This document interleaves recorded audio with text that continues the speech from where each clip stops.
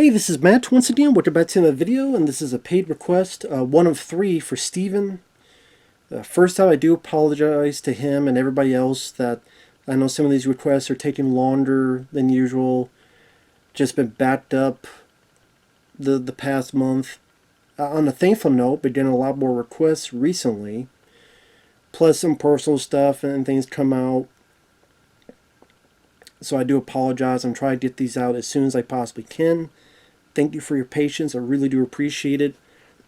For those interested in requesting any type of videos, feel free to send it either directly to my PayPal. Do have a CashApp as well. Links are down below, and I will get to them as soon as I possibly can. And thank you for those who sent them. I really, truly do appreciate it. So Steven wanted me to talk about one of the three, Zombieland from 2009. Which this was very nice to rewatch again. So thank you for giving me the opportunity. I know they did a sequel.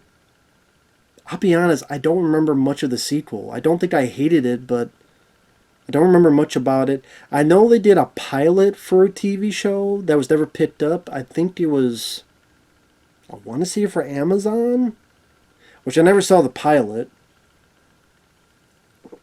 I know it's supposed to feature these characters, but they're played by different actors. But yeah, it didn't get picked up. But this came in 2009. And this is when, like, zombie films picked up a bit more speed. I don't remember when the Walking Dead TV show came out. I don't know if it was before or after this, but you were seeing a bit more zombie films come out. You had Shaun of the Dead, which I liked. Before you had the Dawn of the Dead remake come out. Even films that were not zombies, but people had similarities, thought similarities with them. 28 Days Later, 28 Weeks Later, etc. Zombieland was just a fun popcorn movie. Very fast paced. It's only like 80. If you take out the end credits, it's only 82 minutes long. So an hour and 20 minutes in and out. Doesn't overstay its welcome. The cast do a good job. The director had some really nice creative moments. The writing had quite a few funny moments. There's some solid moments of action. It's a good package where they got likable characters, fun situations, and just a fun action comedy that involves zombies. Now, it's directed by Ruben Fleischer. I don't know what the hell happened to this guy, because the films he would do afterward, Venom, what the fuck? Uncharted. I swear to God, I did not do that on purpose. I tried to say Uncharted and my body stopped me. It was going to burp, but I did not want to do that on camera. So I had to hold it, and it hurt a bit. So literally Uncharted gave me pain. Fuck that movie. And now that I've played the video games, fuck that movie even more. Because I really, really like the video games. I actually want to replay them sometime. But fuck that movie. What the hell happened to you, Ruben? Ruby? You did this and you did this shit. Not this, but those shits. Now the writers, they would go on to write the Deadpool trilogy. As well as other films. They wrote that film Life, which I was not a fan of. Six Underground, which I know I'm like the only person that liked that movie. I thought it was fun. But the writers, the Deadpool trilogy is going to be the ones that most familiar on their catalog of filmography. And the cast, you got Jesse Eisenberg, who will later be Lex Luthor in that Batman v Superman movie, which I thought sucked. A big fucking plot point is a jar of piss. And he was awful. What the fuck? Awful. Fucking awful as Lex Luthor. I honestly think this is his best role. It's one of the few roles I can see Jesse Eisenberg that I don't want to tear my nutsack out. Woody Harrelson, he's the MVP. Loved his character of Tallahassee. Very fun character. One of my favorite roles he's portrayed. You also have Emma Stone, who will later be Gwen Stacy in the Amazing Spider-Man movies. And you have Abigail Breslin, which she's done quite a few stuff. I think she's an Oscar either winner or nominee. Can't remember. But she's gone on to she's gone on to... Well, actually, no. I think before this, it was Little Miss Sunshine. I think that's what it was for. She was nominated for Little Miss Sunshine back to the day. But I know she would go on to do other things after this. I think she was in Maddie with Arnold Schwarzenegger, I think. Could be wrong on that. Anyway, what makes this film work is, number one, the creativity of the direction. For example, right off the bat, you have Jesse Eisenberg, who is nicknamed Columbus, because they don't give their actual names, they give where they're from. Columbus, Ohio, or Tallahassee. I'm trying to remember what Emma Stone and Abigail were. Damn it. Anyway, Jesse talks about how he has these rules, and when you see the rules, they'll like come up in these, not title cards or visual images to show the rules and show the reasons why these rules work. And you have a very energetic way of opening the film, where as Jesse Eisenberg detailing the early days of the zombie apocalypse. And like the rules is like cardio, and you see this fat guy run on this football field while a zombie's chasing him, and of course able to catch up with him because he's fat. Or the double tap. Some woman doesn't shoot the zombie twice to make sure, so she gets eaten for her troubles. Or beware of bathrooms, or seatbelts, where this woman doesn't put on a seatbelt, she hits and she crashes right through in slow motion and slides right on the ground with a big bloody trail. And you have, the way the titles are set up, and they do pop out throughout. Well, they'll pop up in more interesting, creative ways, like double tap, and to show these rules being implemented or not implemented. And then, not only that, which I thought was creative, but then the opening credits, where you see different, funny, gruesome moments throughout the apocalypse to the tune of Metallica's For Whom the Bell Tolls. Again, very creative, where it's these different scenarios done in slow motion, which Zack Snyder, this is how you handle it. You do slow motion sometimes, not every 5 fucking seconds. And here it's, okay, what if a bride tackled their groom and the bride was a zombie? Or the father and son, they were hooked because it's that game where you're like tied together, hopping, but the other zombies hopping towards you. Or a guy think he's James Bond shooting with a machine gun. And while this stuff is going on in slow motion, if they connect with the titles break apart. Almost as if this was meant to be a 3D movie. But I thought that was very cool to see like the titles break apart based on the actions of what's happened on screen. That's what I mean by creativity. I'm like, okay, it makes a good first impression for the viewer. So then you have Jesse Eisenberg, and he's traveling. We see him get into a bit of a kerfluffle, battling some zombies, able to take them out, uses double tap, uses rule of seatbelts, and ultimately he meets Woody Harrelson. And Woody Harrelson's a lot of fun. I've always liked Woody Harrelson as an actor, ever since I first saw him in White Man Can't Jump. He was good in that. He was good in Money Train, The People vs. Larry Flint. He's good in Kingpin. Very good actor. And I thought it might be my favorite character he's played. But I have to think about that.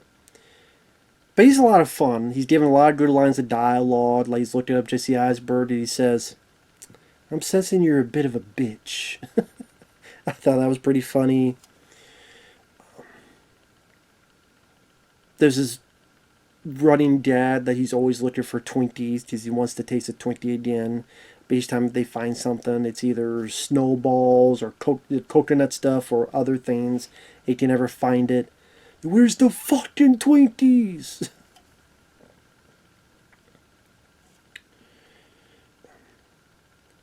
So we have a little bit of them on the road trip together. We see a little bit of flashback with Jesse Eisenberg where he was when this all started, which is his neighbor who came by, find out later she was bit. And I forgot, it's Amber Turd. Yes, the Amber Turd. Who Jesse's like, oh, I could maybe get laid with this girl. She's scared and and then wakes up, oh shit, she's a zombie. So she's in her true form.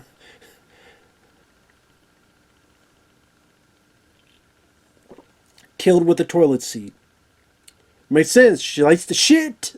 So kill her with the toilet. Amber Turd in her true form. In her most realistic role she ever played.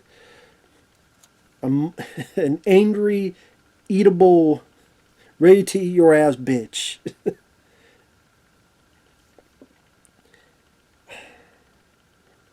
Best performance she's ever given.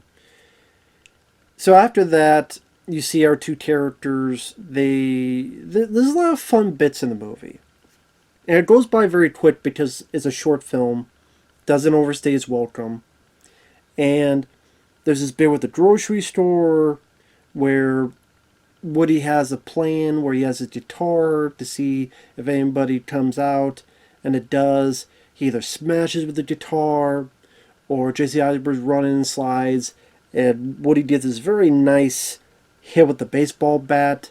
Good framing on the side to really show the impact. Now, granted, some of the blood splats are CGI. I wish that wasn't the case. I thought the film could have been a bit gorier than it was. I mean, for a zombie film, it seems a bit tame compared to other zombie films. Maybe that's just me. I mean, it is rated R, but I don't know, I admit there are times it does seem a bit tame. I think they could have gone even further with the gore, with the blood and guts aspect of it. Which is part of the appeal of a zombie film, to be honest. But I do like the way that was shot. I do like the way it was framed. Again, I just wish there was a little bit less CGI and a bit more of that crazy over-the-top gore that we see in other movies.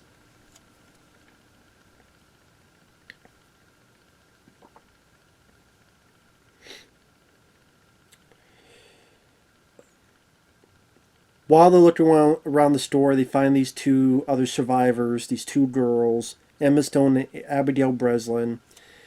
They con our characters, get their guns away, steal their vehicle. Our two characters are pissed off about that. They later find a Humvee. And like I said, there's some nice little dads in there. Like, you think someone's in the Humvee, but it's just disembodied hands. They find a bunch of guns, and Woody's like, thank God for rednecks. Or about how his idea of you gotta enjoy the little things, so either sometimes he's gotta let off some steam, so he beats the shit out of the car. Before they find a Humvee, he's like, I want my car back. He's beating the shit out of this random car. Or the idea of the zombie kill of the week.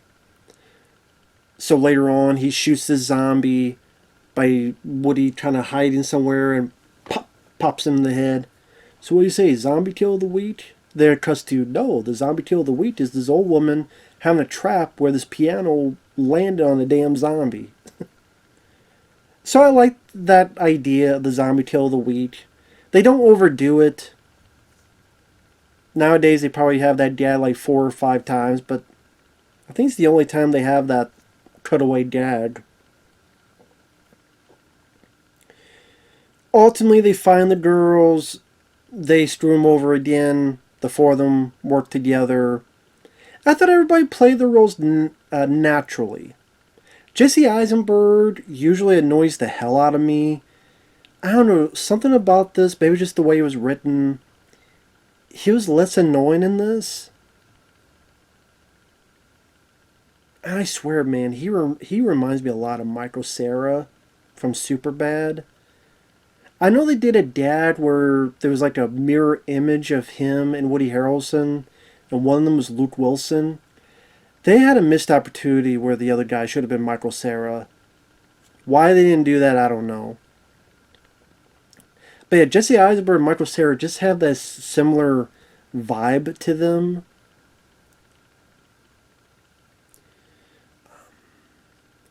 The one with Jesse Eisenberg I could think of that I also liked, which I was surprised by, was American Ultra. Which is a film I did not think I would like, but I didn't mind it actually. Did not mind it. But yeah, as the movie goes on, I like that it didn't dawdle. It didn't try to throw in too many subplots that's overstuff it and overplay the movie, where they try to throw in like way too many characters, and again they try to throw in like 3-4 subplots,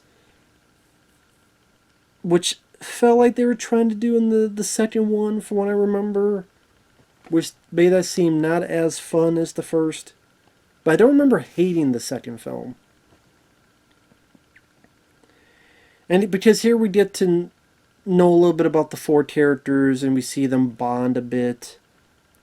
Like there's this nice montage where there's like 2 different people in the front seat, 2 in the back seat, and it's either Woody and Abigail arguing about different sceners. One doesn't know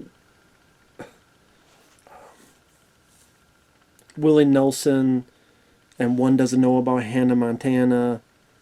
And like there's different like little arguments or different discussions to show this bit of bonding. Or later on when Woody's teaching her, the little girl, how to shoot to have a better aim. Or of course Emma Stone and Jesse, how there's this little romance kind of building between the two. I thought it was done nice enough to make it seem not too out of place. And then you have the scene, of course, of they get to California and they get to a celebrity's house, which I think originally they wanted Patrick Swayze, but he had cancer at the time. He couldn't do it. So they got Bill Murray, because Woody Harrelson worked with him on Kingpin. And Bill Murray did a great job. It was easily one of the better things he did at the time. And that's the thing, like, he would do certain films, and I liked Lost in Translation, but he kind of was getting away from comedy, and he was just doing more serious roles, or more kind of smaller roles, or he would do work that would get a very limited release. This is probably a mainstream thing, other than Garfield, that, you know, they had not seen Bill for a long time, and this, he felt comfortable. Him and Woody's a big fan, and he's a fanboy, and they dress like Ghostbusters and pretend to deal with a ghost in the on the ceiling, all this stuff.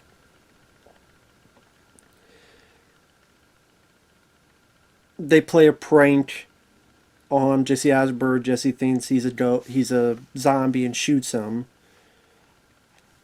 Any regrets? Garfield, maybe. I thought that was also a nice surprise. It was a nice surprise to see Bill Murray in there, and then as soon as he gets there, he gets killed off. So it was a very fun, entertaining cameo. Also, a nice reveal is later on when they're playing, I think it's Monopoly or something. You think Woody was talking about this dog named Buck, And then you realize, no, he's talking about his son. And that realization is a good, heartfelt moment that Woody plays very well. And it really makes you feel for the character, feel for his loss, understand why he's so hateful against zombies. So I thought that was nicely done. Ultimately, the two ladies bail on them later on to go to this amusement park. Which, granted, this is a very, very, very stupid idea on their part. And it's one of the few complaints I have with this film. It's such a dumb idea. I know they say, we've heard that those zombies in this amusement park. Number one, how do you know that for certain? Who told you this information? You would think you want to look around to be damn sure if that was the case. Then they turn on all the rides and you start riding them, and then lo and behold, the noise and the lights attract all the zombies, and then they act surprised. I'm like, what the fuck did you expect, you dumbasses? Like, if you don't do this, you better have a better course of action for an escape. But they don't, so they stupidly get their asses in trouble because they're fucking idiots. Even when they get into the truck, there's zombies hanging on to it. So you think you do one of two things. Keep swerving the truck, run into certain things to get the zombies off. Get far away, stop the car, and then when they try to climb through the window, you shoot, because you have bullets. Or they just drive into the fucking water. I'm like, why did they just drive into the fucking water? Unless there's something I missed where something was eaten or broken and they couldn't steer, they couldn't stop. But I don't remember that being the case. It seemed like on purpose they just drove the Humvee into the fucking water. I'm like, why? There's a couple zombies. Just keep driving, get the fuck out of there, and either shoot them all or swerve and get... That, I think, will work better than driving to the fucking water and now you have 50 zombies running after you. And then they decide that to get on this ride that just goes up and then come down, down, down, down, down. That's what the ride will do.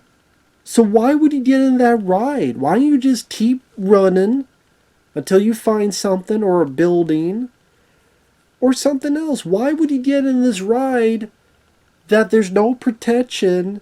You hook yourselves in so you're trapped, and this thing is eventually going to come down. Because that's what rides do.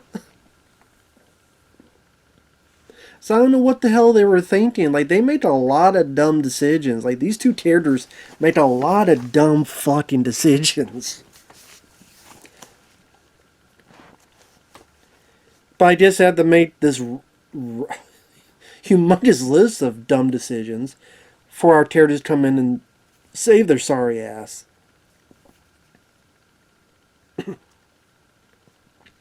Well, another joke I did laugh as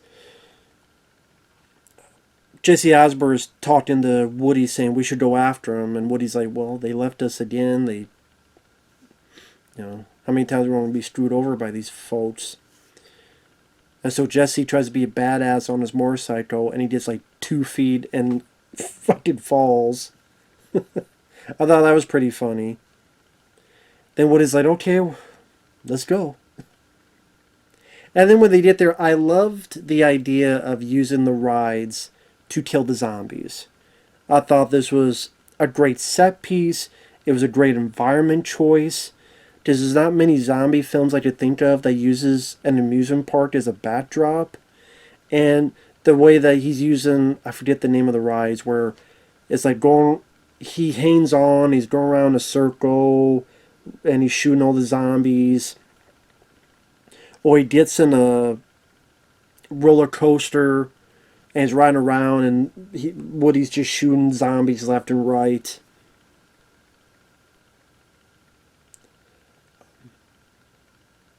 Then ultimately he gets the idea to lead the zombies away from them so that Jesse can go save the girls.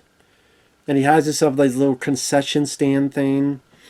And I like the music in this. I thought the musical score, I forget the name of the track, but I really like the musical score in this, where he's having his stand. It's like do do do do do do do do do do do do, like very epic feeling.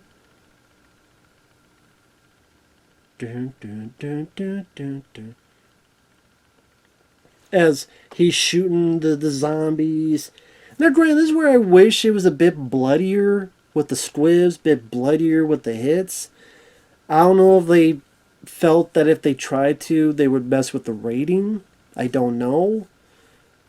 But it was pretty badass moment for Woody. You know, with the guns and having the clips, and it's empty, gets more clips, pop, pop, pop, and he's like doing stuff like this and stuff. That was total badass. Jesse does some stuff, helps the two girls. Woody kills the rest of the zombies. And things are good, pretty much. You think Jesse destroyed all the Twinkies and makes Woody sad, but then the girl throws him one Twinkie left, and he's so happy and excited for it. And they all drive off. They drive off into the distance, and that's it. Things are over. And you didn't really need a sequel. Although they did want to just, like, what was it, 10 years later or something? I forget when the sequel came out, honestly. Maybe it wasn't 10. I can't remember now what year the sequel came out. Like I said, it's been forever since I've seen it. I don't remember much about it. But it goes at a brisk pace of an hour and 20 some minutes. Some fun beats of action, entertaining beats of humor. Bill Murray's cameo was pretty funny. Woody Harrelson, I thought, was the best part of the movie. The others did fine. Yes, I mean, the girls did some really dumb decisions for the amusement park. On the flip side, I love that setting. Like I said, I wish they could have gone more gung-ho with the gore. I wish some of the splats were not CG. Overall, though, I don't really have a whole lot of complaints, and this is still, I think, easily one of the better zombie comedy films. I mean, this came out 2009, so, damn, 16 years ago? Yeah, 10 to 20. Yeah, like, wow. I mean, if you ask me what's the best zombie films in the past 20 years, this would definitely be on the list. And yeah, overall, this is still a lot of fun. It was fun to rewatch it. So thanks once again to Steven for that. Take care, everyone, and we'll see you guys in the next video. Bye-bye for now.